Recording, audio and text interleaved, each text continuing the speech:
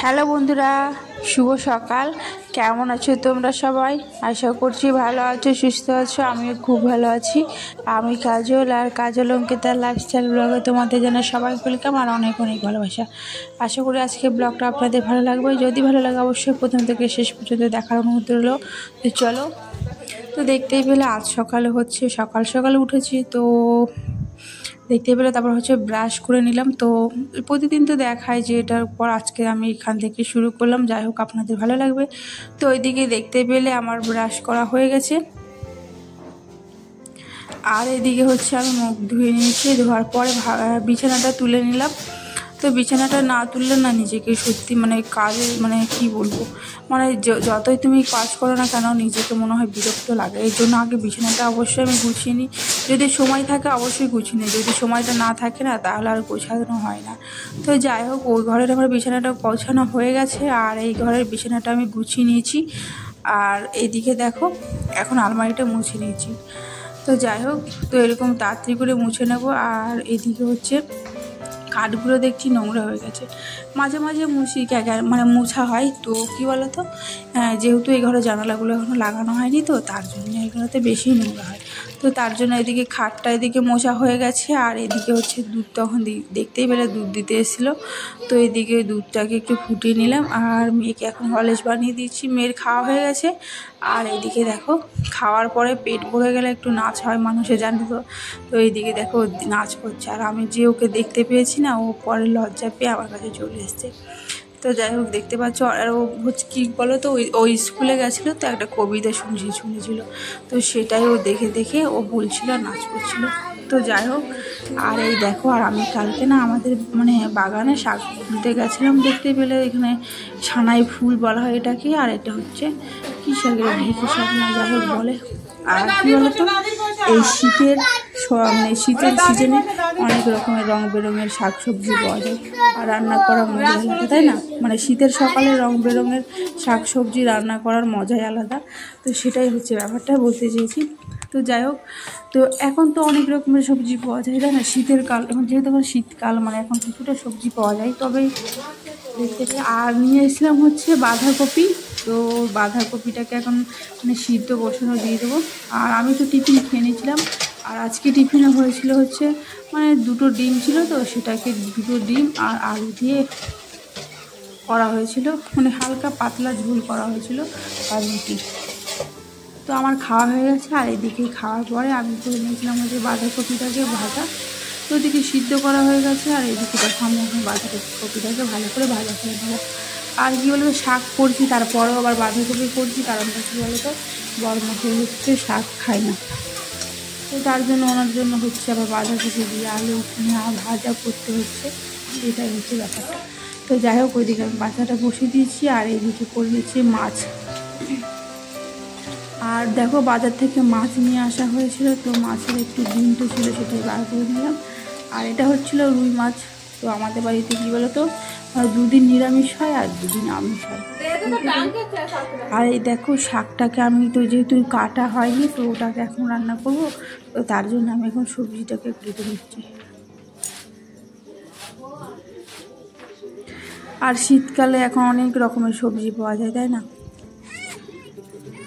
আর শাক খেতে কী বলতো, মানে বেশ ভালোই লাগে যদি বড়ি দিয়ে করা যায়, মানে শুকনো মাছ দিয়ে যদি করা যায় না, বেশ ভালো লাগে খেতে।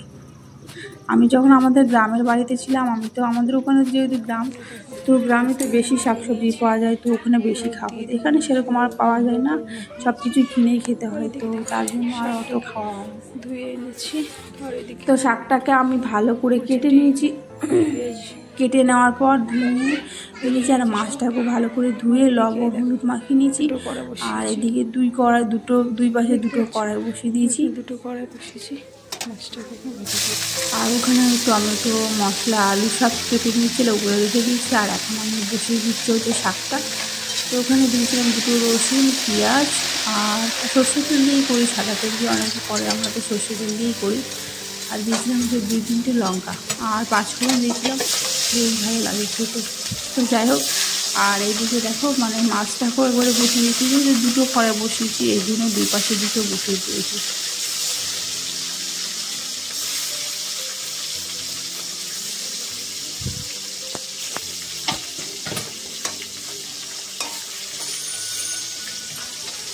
আর এই দেখো আমি এখন দিচ্ছি হচ্ছে ওই সানাই শাকটা, মানে যেহেতু ওটা হাফ হয়ে গেছে, আর এটা না তাড়াতাড়ি গলে যায় শাকটা, মানে যেহেতু ফুল তো এই জন্যই, মানে এটা হচ্ছে ফুল, সানাই ফুল গাছ একটা।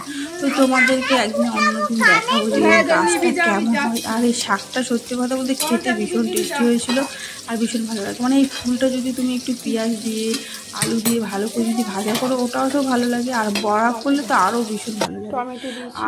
আর দিয়েছিলাম হচ্ছে এক টুকরো টমেটো, তো পরে ওটা দেখানো হয়নি তোমাদের সাথে, তো সেটাই দেখতে পাচ্ছ। টমেটো দিয়ে যদি শাকগুলোকে রান্না করা যায় মানে বেশি করে ভীষণ ভালো লাগে। আর তো তোমাদেরকে দেখালাম যে একটু মাছের ডিম ছিল, তো সেটা একটু দিলাম। আর মাছ তো ভাজা হয়ে গেছে, আর এই দিক করছে হচ্ছে মাছের ঝোলের যে মশলা দিয়ে ভালো করে এটাকে কষে নেবো। দেখতে পাচ্ছি মশলা দিয়ে দিয়েছি, আর এটাকে ভালো করে ফুটিয়ে মাছটা দিয়ে দেবো আর মাছটাকে নামিয়ে নেবো। তাহলে আমার রান্না বান্না কমপ্লিট আজকের মতো।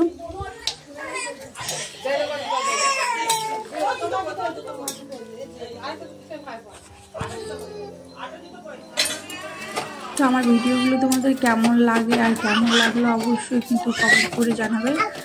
আর আমি তো আমি এই ব্লগগুলো দিয়ে হচ্ছে 8টার থেকে মানে 8:30 থেকে 9টার মধ্যে আমি ব্লগটা ছাড়ার চেষ্টা করি। যদি তোমাদের কোনো অসুবিধা হয় তাই তোমাদেরকে বললাম। যদি ভালো লাগে অবশ্যই দেখো ব্লগগুলো, আমার ভালো লাগবে আপনাদের। আর ভিডিওটা কেমন লাগলে অবশ্যই কিন্তু কমেন্ট করেও বলো কিন্তু, হ্যাঁ, তাহলে আমার বেশ ভালো লাগবে। যে আর কে কোনখান থেকে বলছে সেটা অবশ্যই কমেন্ট করে বলবে।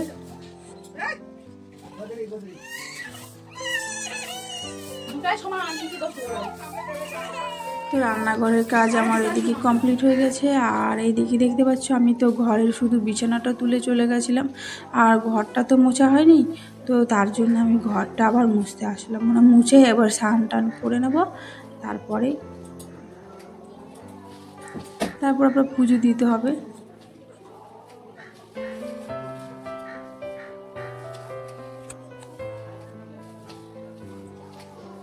এখন যেহেতু শীতকাল, তো এখনকার দিনে মনে হয় কি শীতকাল না গরমকাল কিছুই বোঝা যায় না। মানে শীতকালেও আর গরমকালে পুরো একই গরম লাগছে, তাই ফ্যান চালিয়েই থাকতে হয় জানো।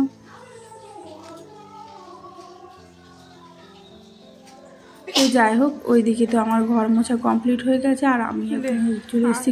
ভাবলাম কি একটু কুলটা খাই। আর এই দেখতে পাচ্ছ আমাদের এই এত বড় গাছে এই 4টে কুল রয়েছে, মানে একটা রেখে দেবো আর এই 3টে খেয়ে ফেলবো।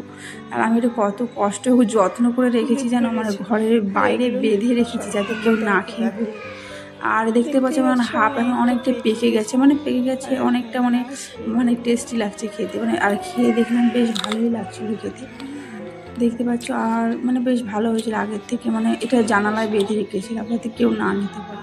তো যাই হোক বন্ধুরা, আমার ভিডিওটা তোমাদের কেমন লাগলো অবশ্যই কমেন্ট করে বলো। আর এই ভিডিওটার বড় করছি না, দেখা হচ্ছে নেক্সট ভিডিওতে।